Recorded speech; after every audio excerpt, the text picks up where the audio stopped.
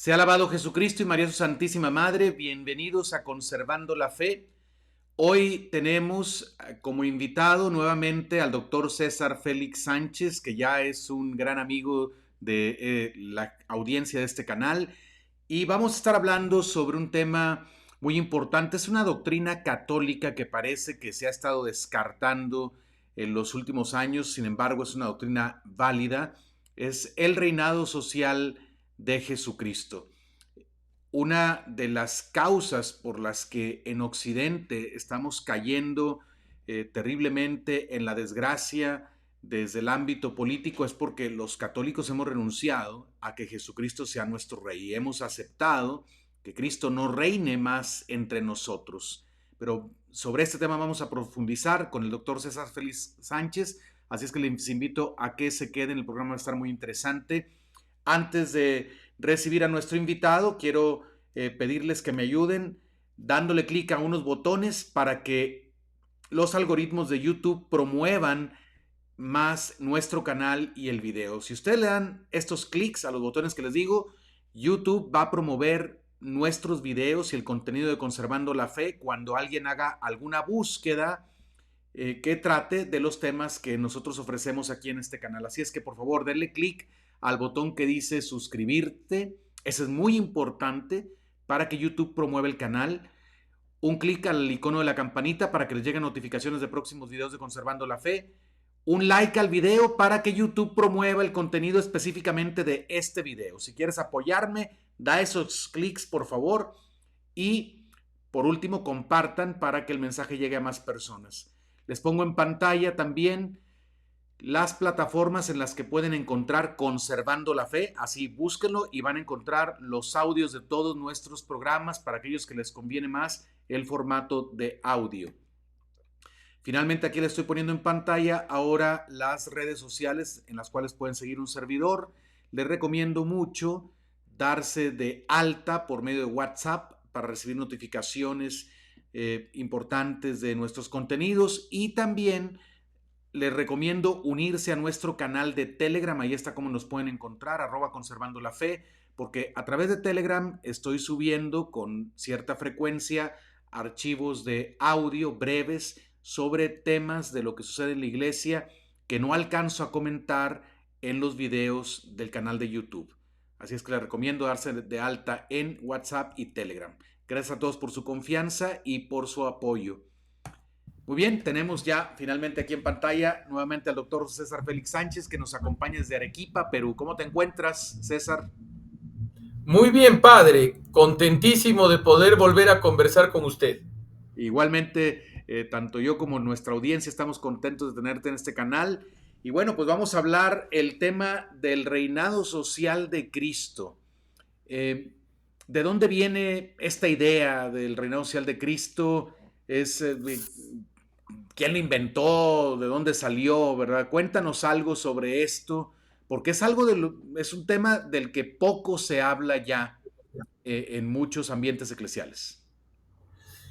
Eh, Habría que remontarnos a al tiempo litúrgico en donde la Iglesia conmemoraba y conmemora el reinado social de Cristo antes de la eh, creación del establecimiento de la fiesta eh, de Cristo Rey por su santidad Pío XI en 1925 para el último domingo de octubre.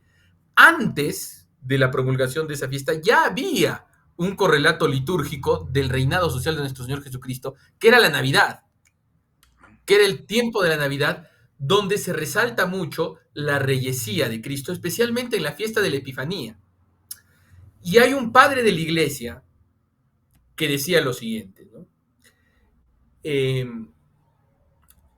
los Reyes Magos trajeron 3 regalos a Cristo.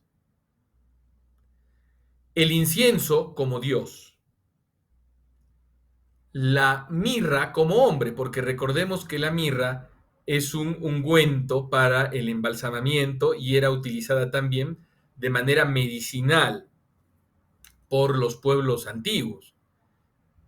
Y el oro. que se le daba al rey. Porque recordemos que la moneda, que era moneda de oro la más valiosa, había monedas de plata, pero la moneda de oro era la más valiosa, y la moneda era dada en tributo al rey, y al rey le correspondía el oro. Por lo tanto, los Reyes Magos, cuando visitan a nuestro Señor Jesucristo en el portal de Belén, lo reconocen como Dios, como hombre y como rey. Ahora, ustedes saben, no todos sabemos, que a lo largo de la historia ha habido muchas herejías que han negado determinados atributos de nuestro Señor Jesucristo.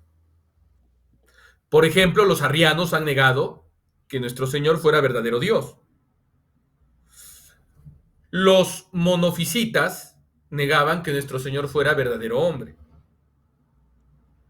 Y el liberalismo revolucionario, la revolución anticristiana, niega que Cristo sea verdadero rey. Ahora, ¿qué implica ser rey? Porque existen muchos malentendidos respecto de la doctrina de Cristo Rey. Muchos, incluso dentro de los buenos, a la hora de defender esta doctrina, como que la planteamos como si fuera una utopía rival. Los comunistas tienen el paraíso de los trabajadores, ¿no? Una sociedad perfecta donde se alcanza la absoluta felicidad de los humanos y ya no se puede esperar nada más.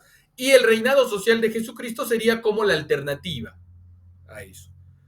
Y no es así. Luego vamos a ver qué es el reinado social de Jesucristo. Otros creen que es una clerocracia. Es decir, que el reinado social de Jesucristo sería el gobierno de los sacerdotes o de los laicos asacerdotados, ¿no? Es decir, que sería un gobierno de sacerdotes y sacristanes que por el solo hecho de ser sacerdotes y sacristanes, al margen de la doctrina que profesen, tendrían la capacidad de gobernar directamente el orden político, ¿no? Pero no es así. No es ni una utopía, ni un gobierno de sacerdotes. ¿Qué es el reinado social de Jesucristo? Y aquí habría que definir qué es un rey. ¿Qué es un rey? Es alguien que rige y alguien que gobierna. Por ejemplo, supongamos, hagamos un ejemplo sobre un objeto artificial, un barco. ¿Qué es lo que ha regido al barco? Las causas del barco. Por ejemplo, ¿por qué el barco? El barco lo rige el que lo mueve, ¿no? Tanto el que lo hizo, el armador, como el capitán, ¿no es cierto? ¿No? Él lo mueve. Pero a la larga, la causa más profunda del barco es la causa final. Porque el barco no existiría si no tuviera la finalidad de navegar. Si no existiera la causa final de la navegación, no habría barco. ¿Y cuál es la causa final o principio de ordenación de la sociedad? Dios. ¿Por qué? Porque Dios ha hecho a los hombres y los ha hecho sociales. Y eso, este reinado social de Dios, este Dios como causa final, ¿no?, de las sociedades, ya era una verdad que la tenían los griegos, solo por el hecho de la filosofía. Por ejemplo, en el primer libro y en el primer capítulo de la Política de Aristóteles, se dice lo siguiente, así empieza la Política de Aristóteles. Puesto que vemos que toda ciudad, aquí por ciudad se refiere a sociedad política, es una cierta comunidad y que toda comunidad está constituida con miras a algún bien, porque en vista de lo que les parece bueno todos obran en todos sus actos, es evidente que todas tienden a un cierto bien, pero sobre todo tiende al supremo la soberana entre todas, y que incluye a todas las demás. Esta es la llamada ciudad y comunidad cívica. Es decir, la ciudad, la comunidad cívica, la sociedad política, o ahora lo que llamamos, con muchas comillas, Estado o gobierno, porque no es lo mismo, después vamos a aclarar. Como es la comunidad suprema, tiene que tender al bien supremo. Y en la filosofía clásica, en la filosofía aristotélica, bien equivale a fin. El bien de algo es su fin. Entonces, el bien supremo será el fin supremo. Y la unidad humana, la comunidad humana suprema, que es la sociedad política, tiene que tener como fin el bien supremo, el fin supremo que es Dios. Entonces, ya los filósofos griegos, los filósofos, hablaban del reinado social de Dios. Platón también, porque Platón en República sostiene que el Estado, para que sea verdaderamente justo, la comunidad política, para que sea verdaderamente justa, tiene que ser gobernada por los filósofos. ¿Y quiénes son los filósofos? No son los licenciados en filosofía. No, no lo son. Una sociedad gobernada por licenciados en filosofía de una universidad moderna sería algo parecido a un infierno, quizás, no lo sabemos. Pero, pero los filósofos para Platón son los que aman el bien. Ese es el filósofo. ¿Y quién ama el bien? ¿Qué es el bien para Platón? Para Platón el bien es la idea de las ideas, la idea suprema. ¿Qué es Dios? Entonces, si la sociedad justa será aquella gobernada por los que aman a Dios, Dios será el que gobierna a los que aman a Dios, que a su vez gobiernan a la sociedad, por lo tanto Dios gobernará a la sociedad también. Entonces, tanto Platón como Aristóteles ya nos hablan de un cierto reinado social de Dios. Pero aquí hay dos temas. Lo hablaban como filósofos, lo anhelaban, lo encontraban verdadero, pero no lo vivían, porque en ese tiempo no se vivía el reinado social de Dios. Las sociedades estaban, más bien era al contrario, el reinado de la política por sobre los dioses. Es decir, la política creaba a los dioses, ¿no? Es decir, a Sócrates se le acusó de impío porque no adoraba a los dioses de la ciudad y nadie creía en la existencia de los dioses de la ciudad, pero simplemente los dioses de la ciudad eran representantes de la paz y de la patria. Entonces, y los mismos cristianos eran perseguidos porque no ofrendaban incienso al César y al dios de Roma, y al dios Roma, que representaba al dios imperial. Y no es porque los romanos creyeran que el César era Dios, porque lo mataban cada 4 días, mataban a un César. No, no creían que el César era Dios, pero creían que había que actuar como si el César fuera Dios, aunque no lo sea en verdad. ¿Por qué? Porque en las sociedades paganas lo que existía era la divinización de la política, como dice Eric Fogel.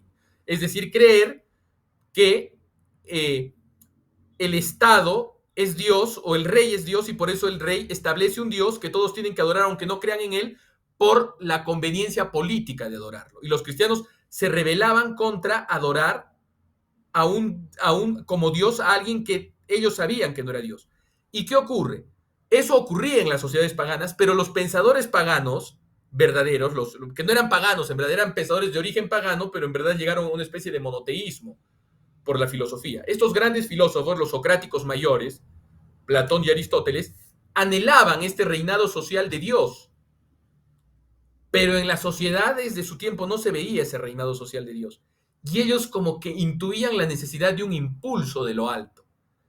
Entonces, ellos buscaban el reinado social de Dios, pero no sabían que Dios se iba a hacer hombre, ¿no? Muy interesante esto, muy interesante. Y por el lado judío sí se esperaba un Mesías rey, ¿no? O sea, acá en la revelación que tuvieron los judíos, sí esperaban un Mesías rey, Sí ¿no? esperaban un Mesías rey. Cuando el ángel Gabriel le anuncia a la Virgen María, le dice que el Señor le dará el trono de David, su padre. David Claro, es como el máximo rey del Antiguo Testamento, ¿no? Se esperaba un Mesías rey. Eh, claro. y te iba a preguntar, eh, ¿no se contradice esta espera de un Mesías rey con aquel episodio cuando el Señor lo quieren nombrar rey precisamente y él se esconde para que no lo hagan? O cuando Claro, le dice a Pilato, sí, tú lo has dicho, yo soy rey, pero mi reino no es de este mundo. claro. Entonces, yo he escuchado algunos que dicen, no, no, no, no, no. Eso el reinado social de Cristo no está, en consonancia con el Evangelio, porque el reinado social, el reinado de Cristo viene hasta el fin, hasta el eschaton, ¿no? Entonces, ¿cómo podemos explicar? Claro. Ese es un error muy común que incluso ha tenido implicancias litúrgicas, ¿no? Porque recordemos que por ahí alguien en algún rito puso la fiesta de Cristo Rey al final del año litúrgico justo con las lecturas del fin de los tiempos como para señalar el carácter escatológico del reino. Pero aquí tenemos que irnos al Concilio de Trento. Y el Concilio de Trento dice la iglesia que es el reino de Cristo. Entonces, si uno quiere entender todas las parábolas de Cristo, uno tiene que ver que son parábolas que anuncian el reino, que anuncian la iglesia. La buena nueva es la llegada de la iglesia. Esa es la buena nueva, porque ahora yo le digo, hay incluso hasta grandes teólogos, profesores universitarios, profesores de seminarios, teólogos con muchos doctorados, que no saben qué es el reino de Dios. Que no saben qué es el reino de Dios. Entonces, el reino de Dios es la iglesia. ¿Y qué es la iglesia? Cristo multiplicado y repartido. Pero ahora, Cristo es rey de la iglesia. O sea, el reinado social de Cristo es solo una particularidad del reinado de Cristo. Porque Cristo es rey, como diría mi compatriota, el padre Mateo Crowley Baby, es rey de los corazones de nosotros, es rey de nuestra voluntad, rey nuestro. Por eso yo creo que hasta el liberal más, el católico liberal más contumaz, admitirá que por lo menos Cristo es su rey, o por lo menos él quiere que Cristo sea su rey como él individualmente. Cristo, el reino de Cristo es la iglesia, los individuos que son parte de la iglesia, y los individuos, como son sociables por naturaleza, evidentemente las sociedades que los individuos conforman serán también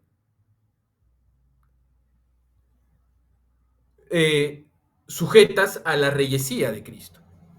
Es curioso que los liberales, los enemigos de la doctrina del reinado social de Jesucristo y por lo tanto defensores de la doctrina falsa de la separación revolucionaria entre iglesia y Estado, aquellos siempre se dicen, ¿no? Todavía, no sabemos qué va a pasar después, todavía dicen, bueno, Cristo es mi rey y también lo voy a entronizar en mi casa, o también va a ser rey de mi casa, de mi familia.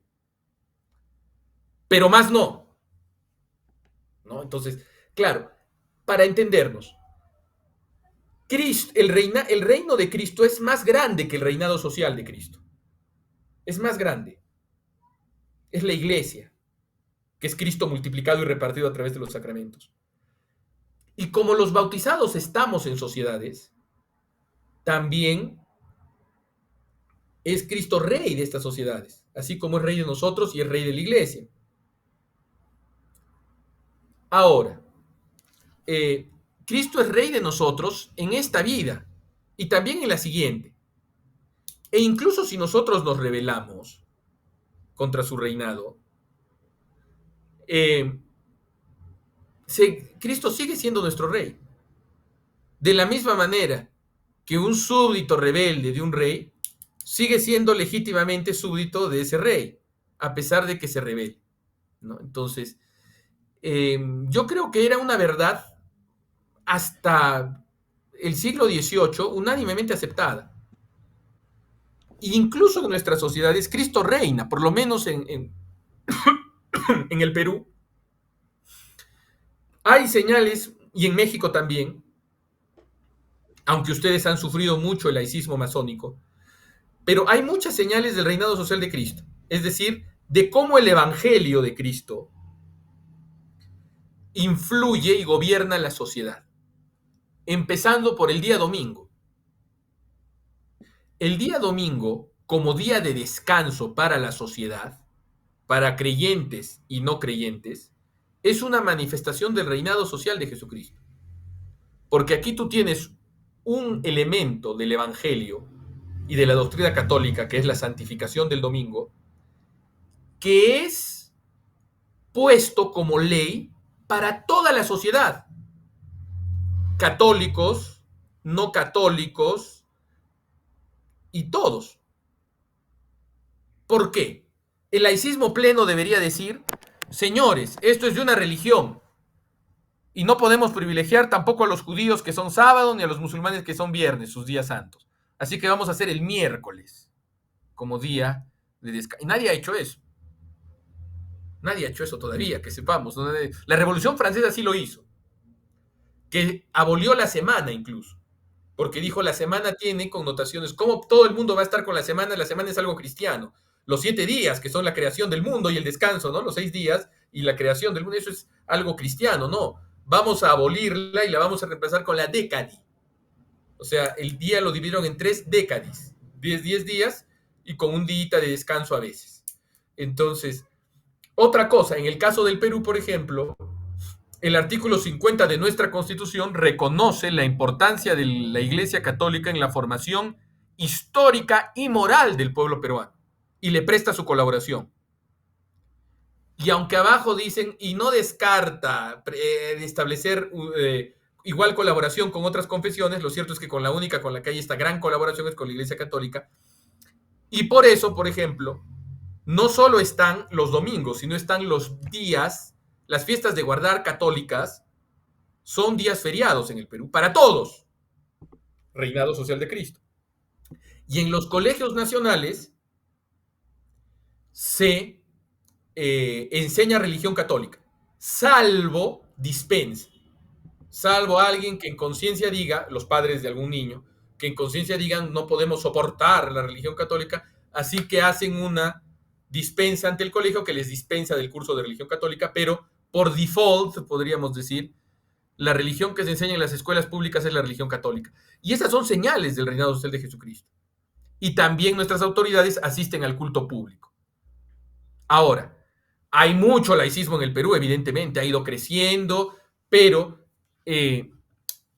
a la larga, desde una perspectiva sociológica y jurídica, el tema del reinado social de Jesucristo y de la colaboración y subordinación que debe de existir según la doctrina católica entre la sociedad política y la sociedad eclesiástica, que son distintas, ¿no? Y están separadas administrativamente, pero deben estar unidas moralmente, es decir, colaborando con el mismo fin, que es la doctrina católica, se expresa también en el culto público, que las autoridades acuden, ¿no?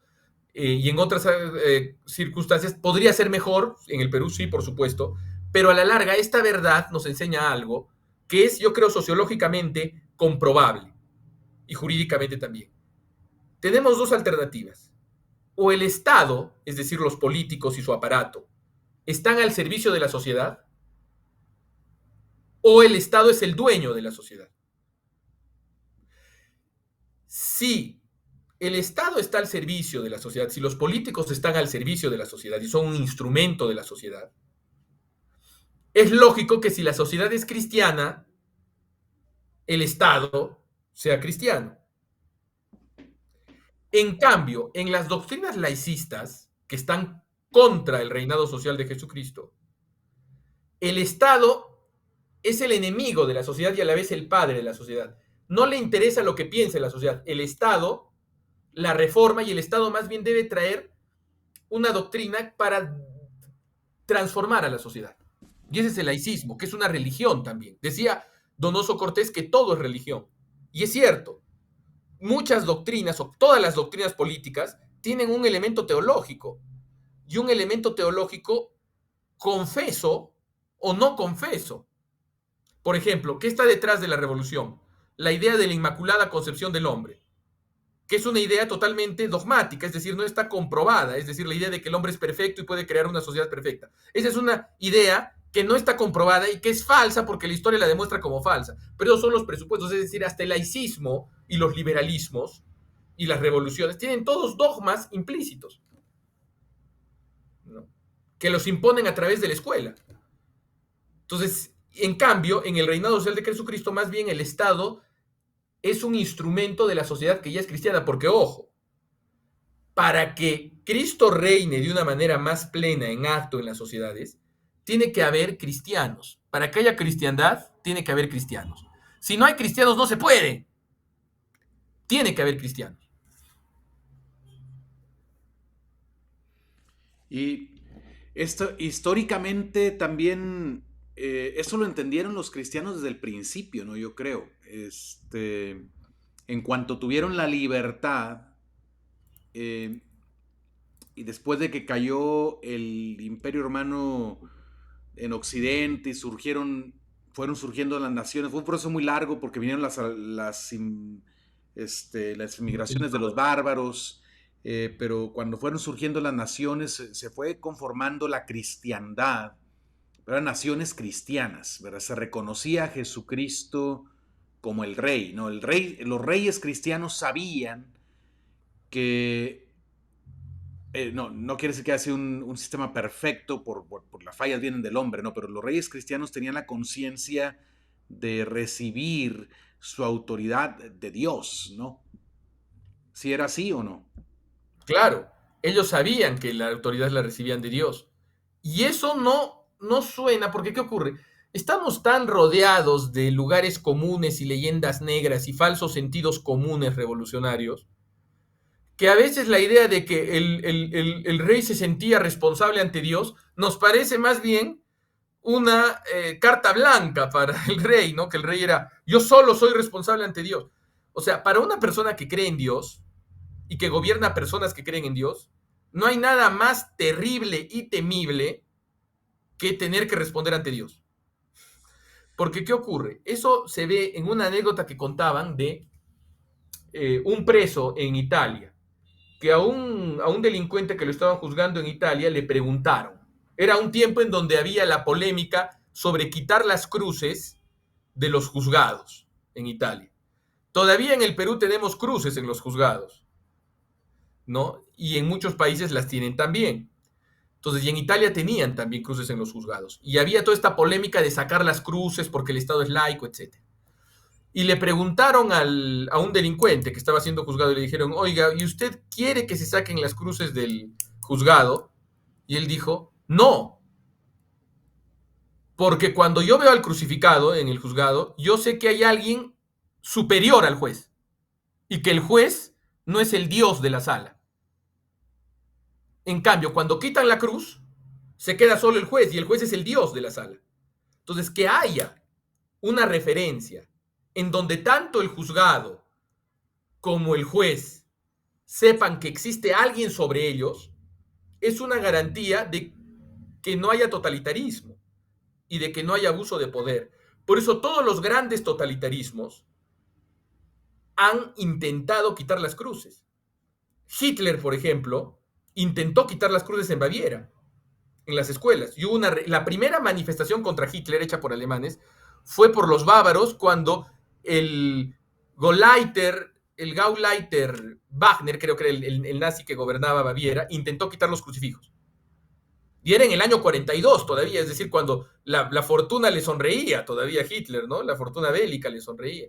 Entonces, todos los totalitarismos siempre han intentado quitar las cruces y quitar la religión porque cuando tú tienes una referencia que está por sobre el juez, por sobre el presidente, por sobre los congresistas, hay una garantía de que hay una última instancia que va a evitar que los abusos de poder y la pérdida de libertades se consoliden.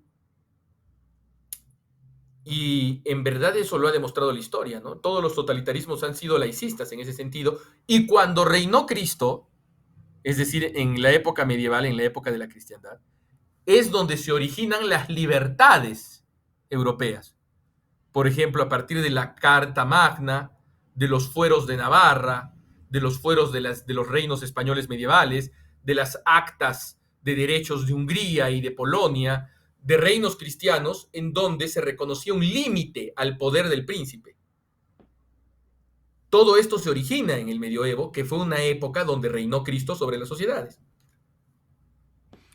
Y entonces, civilmente, ¿quién o quiénes empezaron a cuestionar o a querer demoler este concepto del reinado social de Cristo? ¿Quiénes fueron? Los enemigos de Cristo y los enemigos de la sociedad. Empezando con Martín Lutero. Martín Lutero, él conscientemente creía que no estaba aboliendo el reinado social de Cristo. Al contrario, pero a la larga sí lo hace, porque cuando rompe con la sede apostólica y establece el libre examen, lo que hace es destripar a la iglesia, ¿no? La idea de iglesia la destripa, la descuartiza.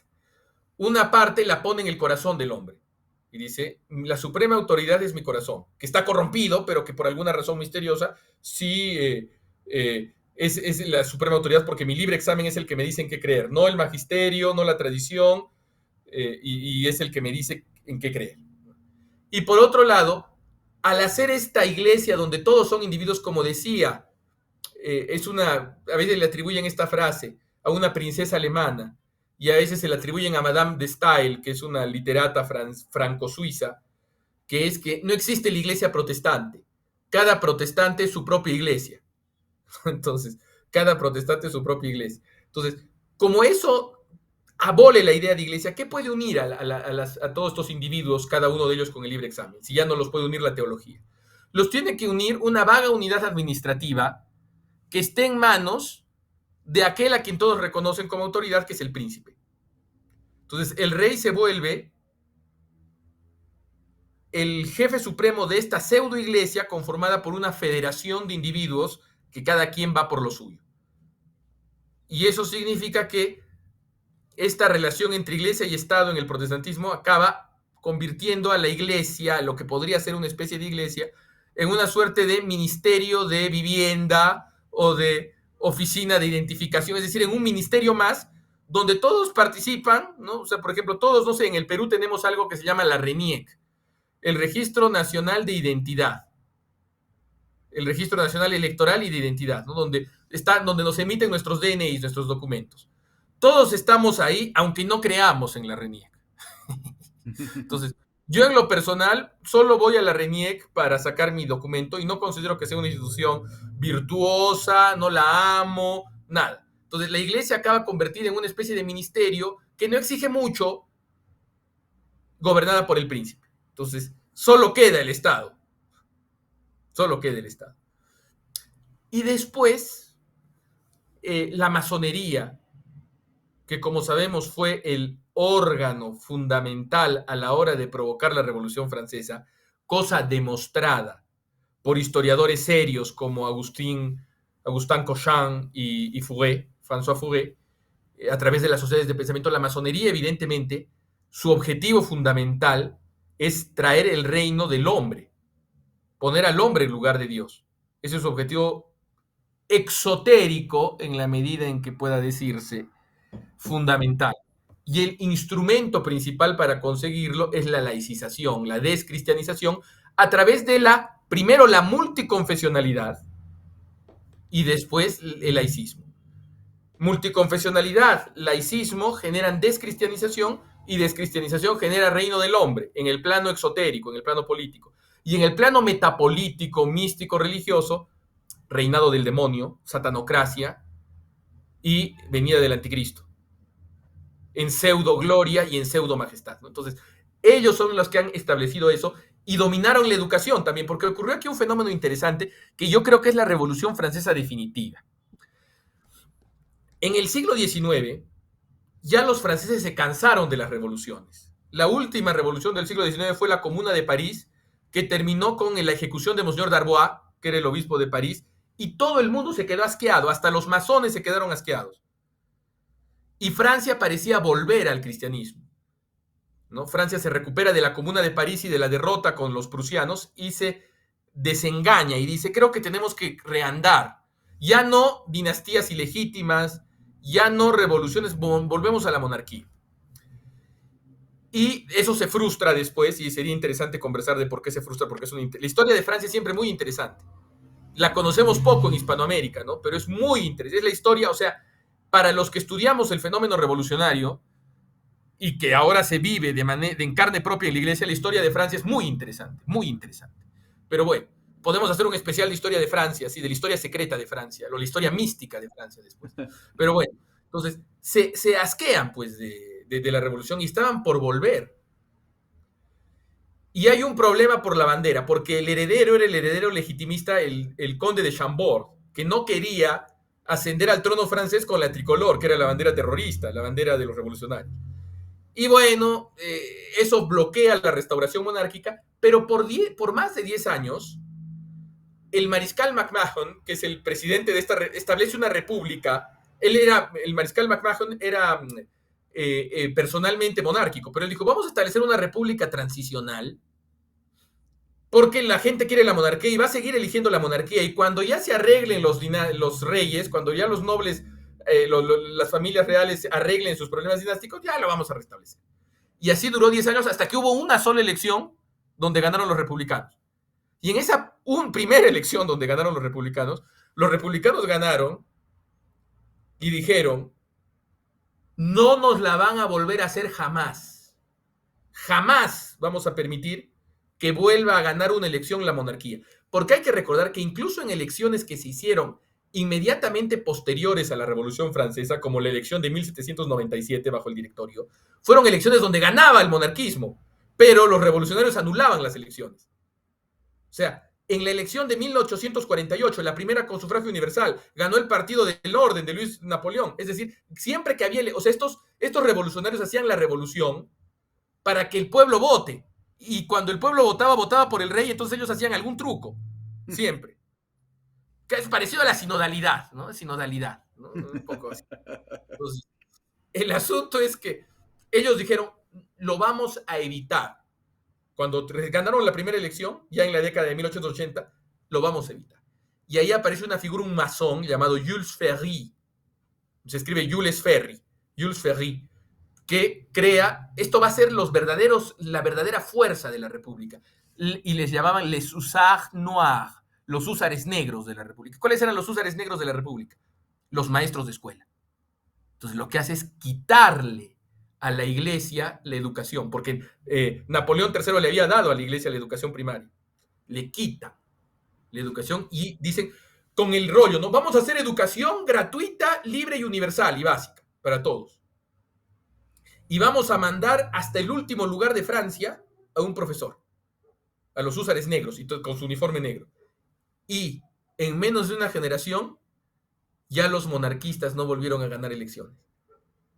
Y es más, el campo francés, que había sido el bastión por 100 años del monarquismo, deja de ser monarquista, y más bien las ciudades, ya con la figura de Charles Maurras que aparece después, las ciudades se vuelven como lo que contiene que la república se vuelva peor, y más bien los intelectuales son los que se empiezan a volver monárquicos, pero esa es otra historia. Pero a lo que voy es que así se descristianizan las sociedades, con las guerras culturales, con las batallas culturales, ¿no?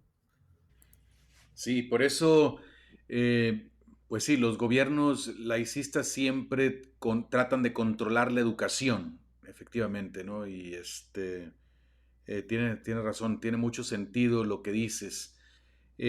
Entonces, por el lado civil, de allí vino el combate a esta idea del reinado social de Cristo. ¿Por qué se dejó de hablar en la iglesia de esta doctrina?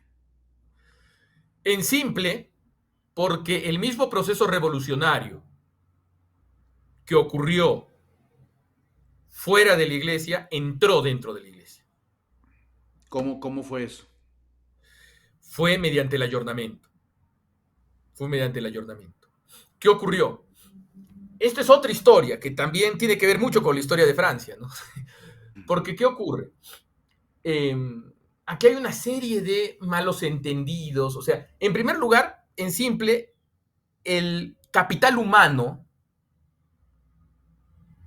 religioso, es decir, la jerarquía, se empezó a volver revolucionaria. Entraron jerarcas revolucionarios que tomaron el papado y que establecieron la descristianización a través de la ambigua declaración Dignitatis Humanae. Y cuando alguien dice, pero no, la Dignitatis Humanae es coherente. Vean la aplicación. El mismo que firma la Dignitatis Humanae después y que firma todos los decretos del concilio, que es Pablo VI, ¿qué política tiene en respecto a la relación entre iglesia y Estado? Porque en ese tiempo había todavía estados católicos.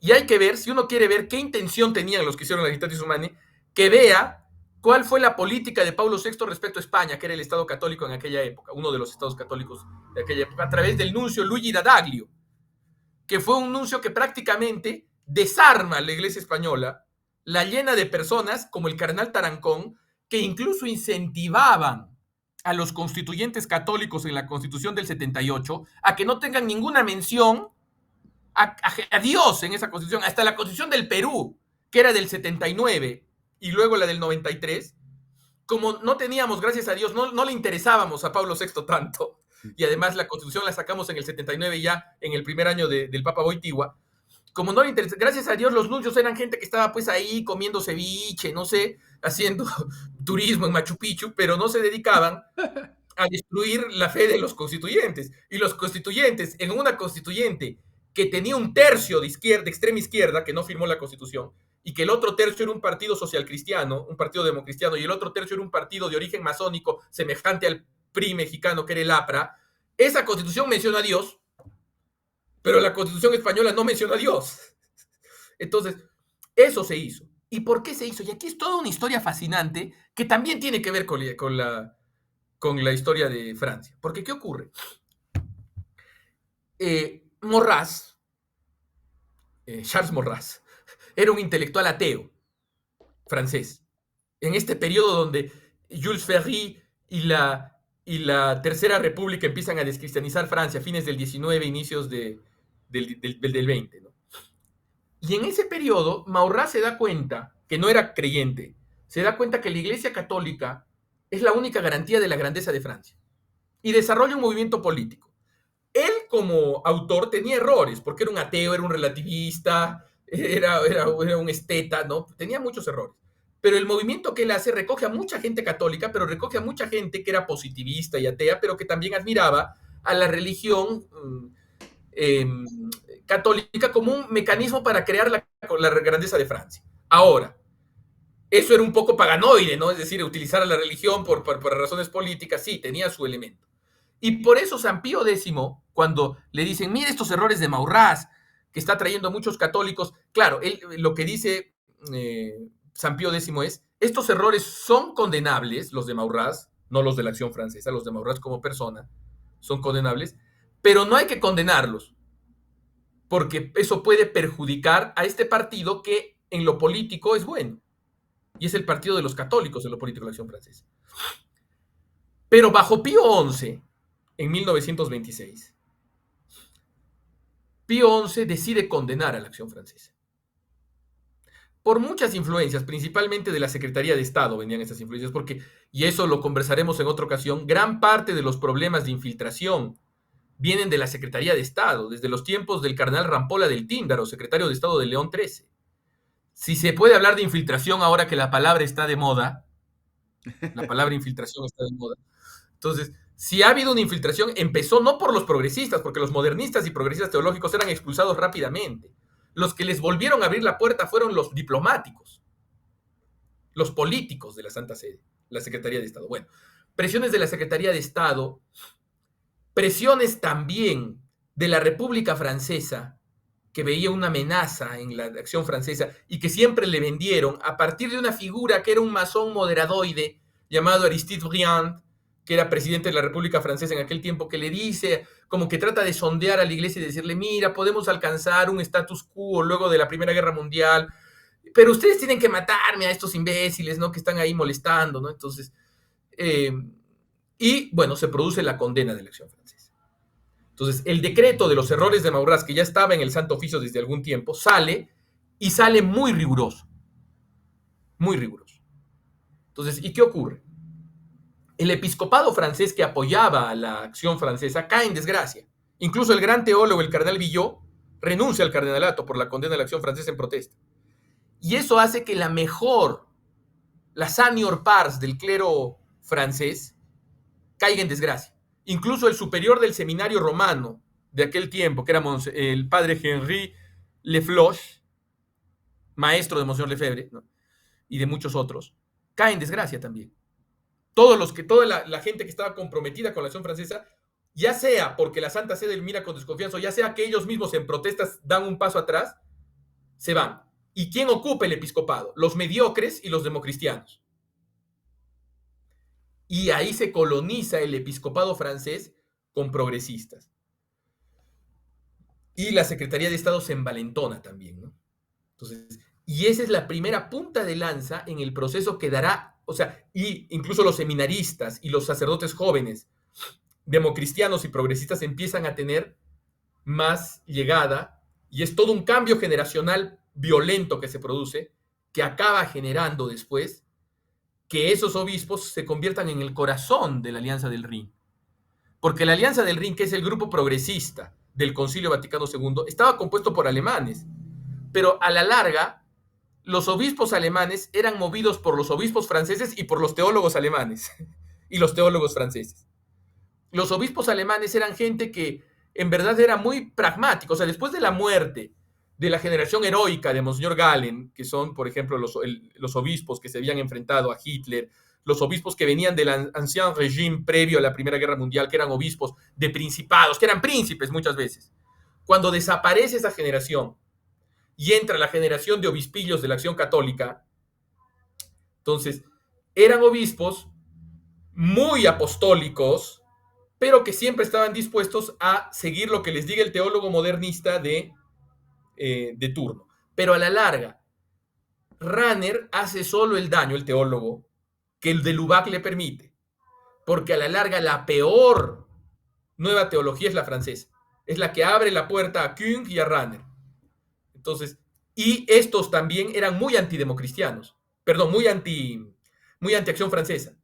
De Lubac, Blondel, La Bertonnière y Blondel, que son el nexo entre el primer modernismo y el nuevo modernismo de Lubac, todos esos eran muy acción francesa, muy anti-acción francesa. Maritain, que de ser un gran escolástico pasa a ser un defensor de la separación entre iglesia y Estado, era inicialmente un simpatizante de la acción francesa. Pero después de la condena, se pasa al lado democristiano. Entonces, aquí vemos cómo el diablo actúa, ¿no? Un poco, ¿no? Oye, había una muy buena amistad entre Maritain y el Papa Pablo VI antes de que fuera Papa. Sí. Antes de que fuera papa. Claro, y es curioso porque Pablo VI era amigo de Maritain porque lo admiraba, porque Maritain era muy admirado en Estados Unidos y era incluso asalariado del Departamento de Estado durante la Segunda Guerra Mundial. Pero además tenía la fama de haber sido el que nos había hecho respetables ante la intelectualidad mundial, ¿no? Pero Pablo VI lo seguía en su visión de la nueva cristiandad, pero como filósofo no lo seguía, porque si Pablo VI lo hubiera seguido como filósofo, hubiera sido menos malo. Pero en su doctrina, menos malo en su doctrina. Pero lo curioso es que era en su visión de las relaciones entre iglesia y Estado, Pablo VI era seguidor de Maritain. Pero en su concepción teológica y filosófica era existencialista. Pablo VI. Entonces era una mente dividida, Pablo VI. Y entonces, así fue como se fue perdiendo, ya no se fue hablando del reino social de Cristo, incluso se fue hablando en contra del reino social de Cristo, ¿no? Como si no fuera la estrategia correcta. Claro. Hablar del reino social de Cristo, eso ya es algo del pasado, ahora tenemos que aceptar pues el laicismo prácticamente, ¿no? Esta separación iglesia-estado, Jesucristo no tiene que recibir los honores de rey de manera pública, solo en lo privado. Exacto. Por eso, ahorita la mayoría de los católicos hemos sido formateados, por decir así, con estas ideas, ¿no? O sea, como decías tú, si tienes una fe, ok, guárdatela en tu corazón, en tu familia y en tu templo. Fuera de ahí, todo tiene que ser laico, ¿no? La sociedad, no solo el Estado laico, sino ahora toda la sociedad tiene que ser laica. E incluso, es curioso, ¿no? Porque alguien dirá, bueno, podemos perder la sociedad, pero no vamos a perder el individuo. No, es así. O sea, había un dicho de los liberales que era iglesia libre en un estado libre, ¿no? Los liberales católicos decían, no, la manera de liberar a la iglesia es descatolizando el Estado, porque así la iglesia va a ser mejor. No, iglesia libre en estado libre significa iglesia esclava del Estado, sea del Estado revolucionario del siglo XIX o XX, o sea del Estado global que se está formando. Es decir, la iglesia solo sirve, no sé, para a veces ocurre, no sé, aquí teníamos en el Perú a un muñeco de la televisión que era un dinosaurio, que se llamaba Timoteo, que era un personaje de un programa infantil que salía a las 7, a las 8 de la noche a despedir a los niños en un canal, a desearles las buenas noches y a decirles que tenían que lavarse los dientes. Y el Estado global quiere hacer de a la iglesia eso. La iglesia es como una especie de muñeco para niños y débiles mentales que se le saca en determinados momentos para hacer que la gente se vacune, por ejemplo, ¿no? Queremos que la gente se vacune, saca a la iglesia. Así como sacan a un payaso de la tele o a un muñeco de la tele, ya, vacúnense. Entonces, esa es la idea al final de la iglesia que vive en un estado que no es católico y que no le interesa catolizarlo, ¿no? Y que no le interesa. Entonces, eso es lo que ha ocurrido. Y además ocurre una cosa terrible, ¿no? Estos teólogos de la nueva cristiandad, que al principio decían, sí, nosotros creemos en los valores cristianos y creemos que los valores cristianos deben influir en la sociedad, pero sin que se dé la unidad católica que se daba antes, que de alguna manera indirecta esos valores caigan por ahí, influenciando a gente de buena voluntad, o que la iglesia tiene que reconciliarse con valores que han surgido fuera de ella, de la ilustración. Había gente que decía eso en entrevistas en los años 80, ¿no? La iglesia tiene que reconciliarse con los valores que han surgido en la ilustración, pero esa misma gente se escandaliza cuando los valores de la revolución sexual, que es la nueva ilustración, la nueva revolución, o sea, les gustaba que los valores de la revolución francesa entren en la iglesia, pero la revolución sexual, porque la revolución nunca acaba, sus valores quieren entrar ahora en el sínodo alemán, pero ahí dicen no. Bueno, paradojas. Pero ¿qué ocurre? Eso ya está pasando. Por ejemplo, los teólogos de la nueva cristiandad dieron el paso a los teólogos de la muerte de Dios, que son los teólogos de ahora, ¿no? Por ejemplo, Bultmann, Metz, ellos dicen, Cristo murió extramuros, murió fuera de Jerusalén.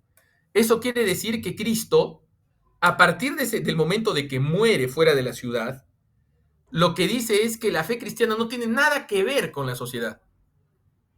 Es una cosa personal y a veces ni eso. Y más bien Cristo vino para salvarnos de la fe. Es decir, Cristo vino para que ya no tengamos que tener fe. Es una paradoja absurda, pero es lo que dicen. O sea, antes vivíamos presa de las obligaciones de la ley. Teníamos que rendir culto, teníamos que vivir de una manera. Pero Cristo, cuando muere desnudo fuera de la ciudad, lo que nos dice es, ¿sabes qué? No te preocupes. El verbo se hizo carne. ¿Qué quiere decir eso? Que Dios, que en verdad el hombre es Dios. Y el mensaje de Cristo es la dignidad humana. Y no solo ya la fe es algo personal, sino hasta la fe personal es un vestigio de la cristiandad. Ahora la verdadera fe es actuar en el mundo secular. La verdadera fe no es creer en Cristo. Si crees en Cristo, bueno, puede ser bonito, interesante, ¿no? Como los aficionados al horóscopo, los aficionados a la mitología griega, los que juntan figuritas del mundial. Es así. Pero la verdadera fe es lo que demuestra Cristo muriendo desnudo fuera de la ciudad, es unirte al mundo. Es decir, tú haces una campaña para que los niños tengan lápices en esta temporada escolar. Ya, esa es la verdadera fe. Eso es lo que han logrado. Y a la larga, ¿qué ha logrado eso? O sea, cuando Louis Beaulieu, creo que el que decía eso, el publicista francés, cuando el hombre deja de estar en manos de Dios, acaba estando en manos del propio hombre. Y no hay nada peor que el hombre sea entregado en manos del hombre. Entonces, cuando no reina Cristo en la sociedad, alguien va a reinar en la sociedad. Alguien que no es Cristo. Que puede ser Satanás con el interludio del hombre. ¿No? Porque el hombre, o sea, la sociedad del hombre es en verdad el pórtico de la ciudad del diablo. O sea, el culto al hombre como si fuera Dios es el inicio del proceso político y social del anticristo. Entonces, es lo que va a pasar ahora. No es, o sea, todo lo entregan al hombre. ¿Y qué han conseguido? Nada, han conseguido que el hombre tenga ahora más altas tasas de suicidio, que el hombre ahora está al borde de la muerte, que lo maten ya sea en el vientre materno o ya sea en los últimos momentos de su vida mediante la eutanasia. Entonces, ese es el reinado del hombre, es una monstruosidad. Y por eso no hay medias tintas. O Cristo reina, o reina el otro, ¿no? Así es, así es. Es lo que te iba a preguntar desde la perspectiva teológica. Solo hay dos reinos. Está el reino. San Pablo dice que Él nos ha sacado del reino de las tinieblas y nos ha trasladado al reino de su Hijo querido. Eso sucede por el bautismo. Y sucede, el reino, como dices tú, es la iglesia, ¿no? Entramos al reino de Cristo, por el bautismo, nos incorporamos a la iglesia. Esta idea ya se perdió, ahora se ve como el reino de Dios como algo independiente de la iglesia, Sí, claro. independiente de la iglesia, y en el fondo es un reino que no es trascendente, tampoco ya, es un reino que se vive aquí y ahora. ¿Mm? De hecho, se va perdiendo también esta idea de la salvación eterna de las almas. Eh, Hay pues un sector de la iglesia que trabaja para hacer un mundo mejor nada más, un mundo mejor, que no lo va a lograr tampoco. Este, no, no lo está logrando, está siendo un fracaso terrible, ¿no? Eso de, Exacto. es una Ya, falacia, ¿no? Pero, eh, ¿qué, ¿qué puede esperarle a una civilización que era cristiana y que ha renunciado a esta doctrina del reino social de Cristo? le puedes, lo que le espera es el reinado del anticristo, ¿no? El reinado social del anticristo, que es el Estado global, revolucionario. Y eso ya lo dice San Pablo en la epístola a los tesalonicenses. San Pablo dice que había algo que contenía al anticristo, catejon en griego, al anomos, porque le llama al anticristo, le llama el sin ley, que algunos lo traducen como hombre de pecado. Entonces, ¿qué era lo que contenía al anomos? Lo que contenía la nomos era, según los padres de la iglesia, según Newman también, el imperio romano católico, es decir, la cristiandad política, el orden cristiano donde reina Cristo. Eso era lo que contenía el anticristo. Y claro, alguien podría decir, bueno, esas son hablillas, son cosas religiosas, pero cuando uno ve lo que ocurrió después de la Primera Guerra Mundial, en la Primera Guerra Mundial había todavía los últimos vestigios de la cristiandad, es decir, de las monarquías cristianas. El imperio austrohúngaro, imperio católico, el imperio alemán, imperio luterano, y el imperio ruso, que era imperio ortodoxo, que eran las últimas monarquías cristianas, que creían que gobernar, los alemanes un poquito menos, ¿no? Porque eran ya más, pero creían que gobernar no era simplemente un acto administrativo, sino que era algo sagrado que Dios les había encomendado. Los tres emperadores creían eso más o menos. Y cuando caen estos tres imperios por la Primera Guerra Mundial, que es la más grande catástrofe que ha vivido la humanidad, la Primera Guerra Mundial, porque al final ocasiona la Segunda y ocasiona todo lo que vendrá después, incluida la revolución sexual y la crisis de la Iglesia. Cuando se produce todo eso, ¿qué aparece en los lugares donde había existido la monarquía cristiana? Aparece en primer lugar el comunismo y luego los demás totalitarismos. Es decir, donde dejó Cristo de reinar de la manera imperfecta y pobre con la que reinaba en aquel periodo, pero todavía reinaba porque eran monarquías cristianas. Donde Cristo dejó de reinar, apareció la bestia, o mejor dicho, los heraldos de la bestia, que fueron los regímenes totalitarios, que generaron tantos muertos, persiguieron a la fe, destruyeron al hombre, ¿no? Y eso es lo que va a pasar. O sea, cuando los últimos vestigios del orden romano cristiano, es decir, del orden de cristiandad, que son la propiedad, la familia con la patria potestad, la familia natural con la patria potestad, y bueno, la tradición, cuando desaparezcan esos tres principios, ya desapareció uno, otro ya lo están matando, y la propiedad la termina. No sé si ha visto ese mensaje del foro de Davos, Sí, sí, que sí. dice, en el 2030, que dice, en el 2030 no tendrás nada y serás feliz. Entonces, cuando ocurra eso, ahí ya vamos a ver la más grande tiranía de la que jamás se haya oído, que es anunciada por Donoso Cortés en la carta al cardenal Fornari, ¿no? El imperio de ese plebeyo de satánica grandeza, que será el hombre de pecado, ¿no? Bueno, y San Pablo dice que primero tiene que venir la apostasía, y yo creo que parte de Sí, la apostasía es renunciar al reinado social de Cristo. por Parte de supuesto. la apostasía. Ahora, eso va a suceder, está anunciado en la Escritura. La magnitud del daño es lo que podríamos cambiar un poco. Eh, ¿qué deberíamos hacer los católicos en este contexto tan difícil? ¿Qué deberíamos hacer o qué podemos hacer o para posponer un poco esa tiranía que va a llegar en algún momento, está anunciada en la escritura, o para aminorar el daño que pueda causar cuando venga? Ahora, Claro. ¿qué podemos hacer y qué debemos hacer?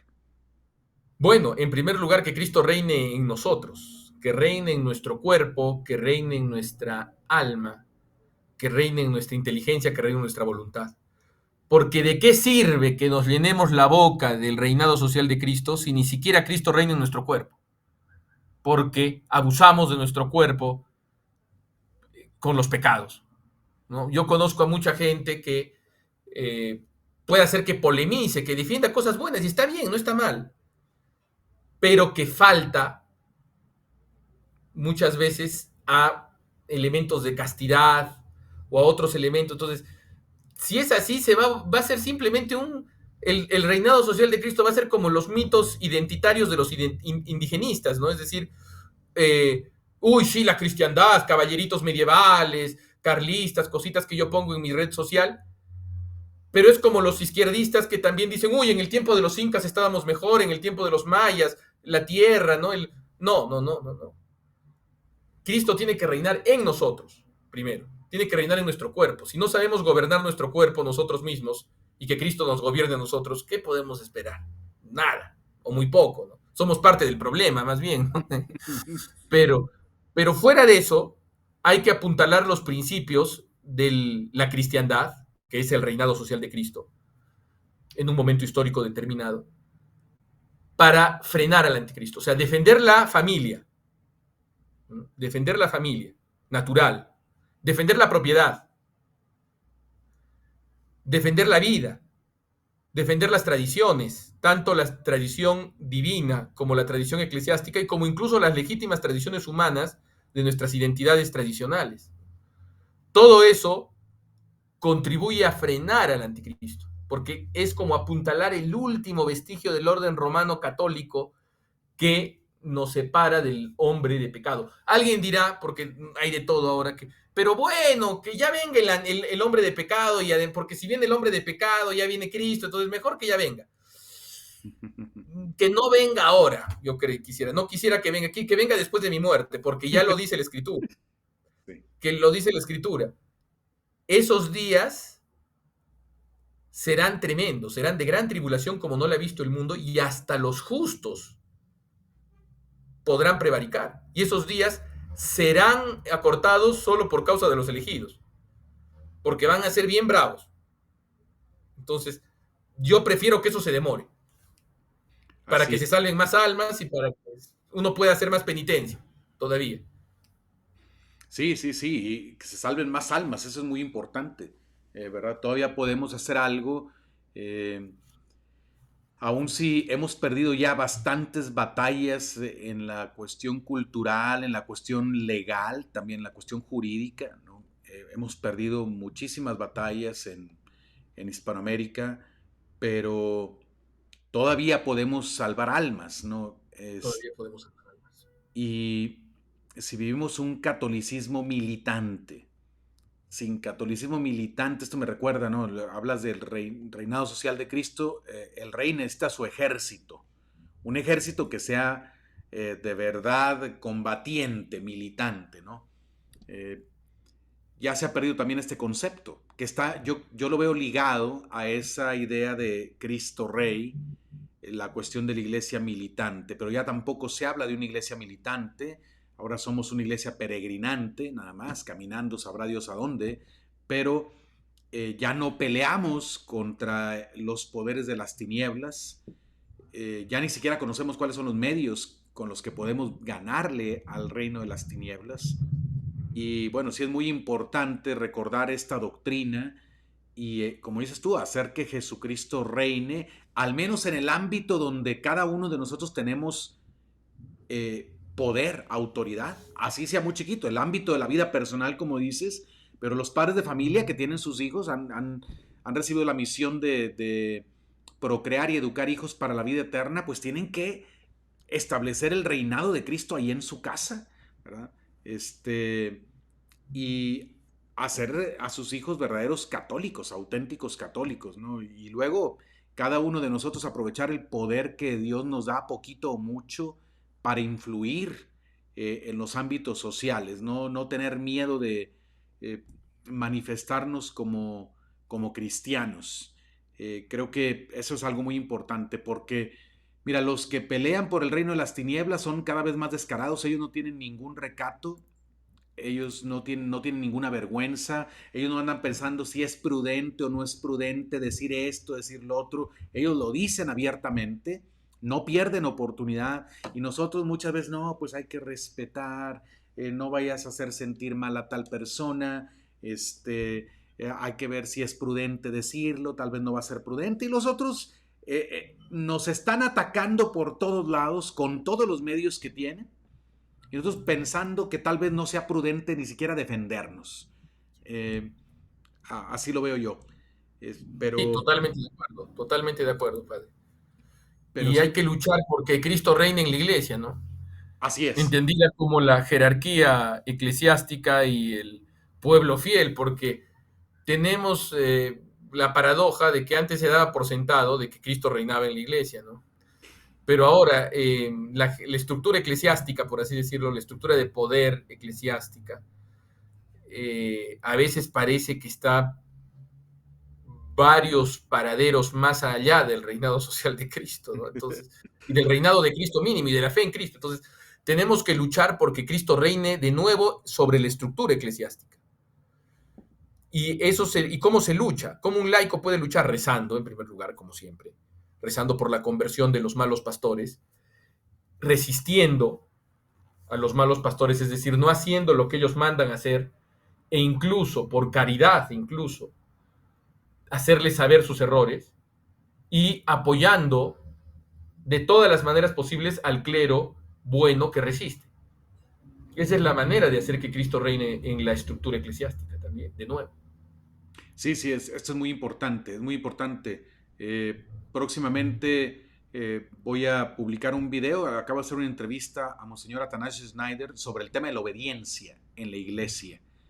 Solo que lo tengo que traducir porque la entrevista lo tuvimos que hacer en inglés y tengo que tener el tiempo yo de traducirlo para poder publicarlo, pero sí, definitivamente tenemos que hacer que Cristo reine en la iglesia, no podemos cerrar los ojos ante esta realidad que es dolorosa, pero sí, hay pastores de la iglesia que están colaborando con el orden mundial, con el nuevo orden mundial, que parece que más trabajan para la ONU y sus afiliados que para Jesucristo Rey, ¿no? Entonces que apoyan todas las ideologías que se están vendiendo, que están promoviendo los estados laicos anticatólicos, la están apoyando, la están aplaudiendo.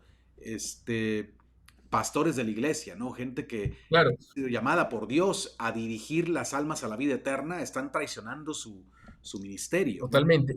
Y cuando aparece algún buen ladrón con el rosario en la mano, es decir, un bandido, que como sabemos en esta época los ladrones y los bandidos por lo general son políticos, que está crucificado al lado de nuestro Señor Jesucristo y que bandido y todo lo reconoce en el peor momento como Dios, cuando ocurre eso, inmediatamente le saltan a la yugular.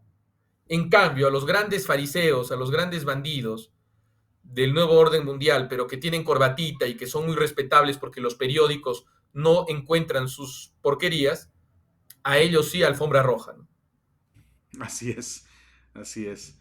Pero bueno, hay esperanza porque sabemos, de todos modos sabemos, que eh, sí, efectivamente habrá un gobierno mundial, lo habrá, pero será primero el del anticristo, no el de Cristo, no el de Cristo. O sea, creo que en la Biblia habla de dos gobiernos mundiales, pero creo yo que así como entiendo las cosas, el primero que vendrá será el del anticristo, no el de Cristo, y después el reino de Jesucristo. Sin embargo, el Señor dijo que Él va a reconocer eh, a los que lo reconocieron delante de los hombres. Esto es muy importante. esas palabras de Jesucristo, al que me reconozca delante de los hombres, me parece que son totalmente antilaicistas. Porque Jesucristo no dice, al que me reconozca en su corazón, yo lo voy a reconocer delante de mi Padre. No, al que me reconozca delante de los hombres. Jesucristo quiere un testimonio público, quiere una militancia y quiere un reino social. Cuando dijo, vayan y hagan que todos los pueblos sean mis discípulos, bautícenlos y enséñenlos, le está diciendo, hagan una civilización cristiana. Eso es lo que le está diciendo.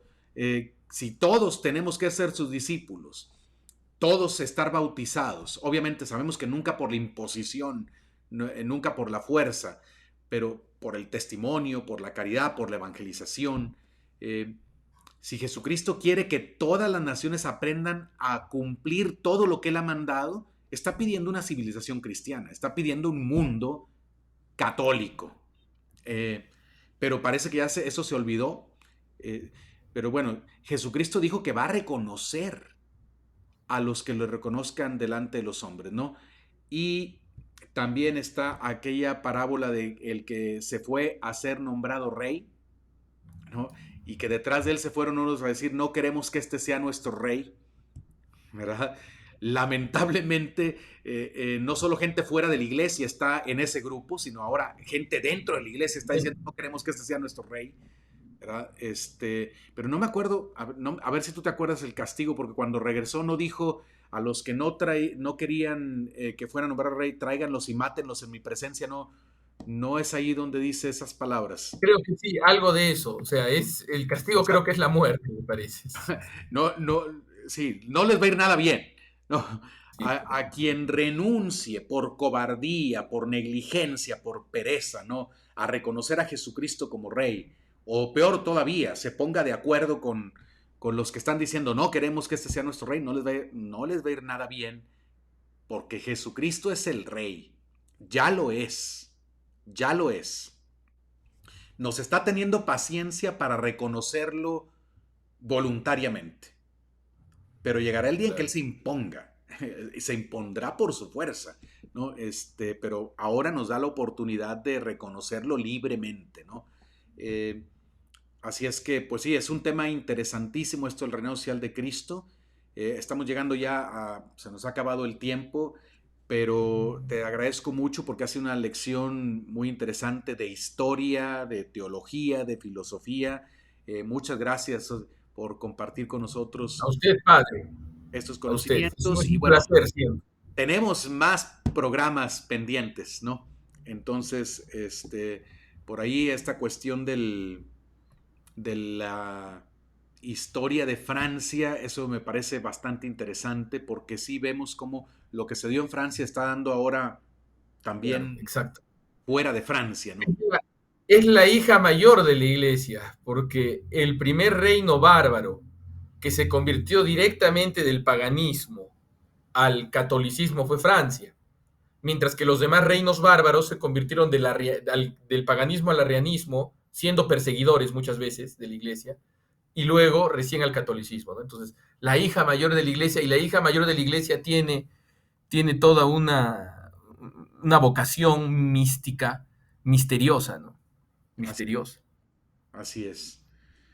Y tal vez por eso ha sido más atacada o fue la primera en ser atacada también por los poderes de Claro, las tinieblas, ¿no? exacto. Pero hay grandes santos franceses, grandes santos, grandes ejemplos de santidad para todos nosotros. Muy bien, pues muchas gracias, César, muchas gracias nuevamente y pues esperamos tenerte pronto aquí en este programa otra vez. Muchas gracias, padre. Un fuerte abrazo. Y a todos les deseo que Dios los bendiga y les recuerdo, conserven su fe. Hasta la próxima.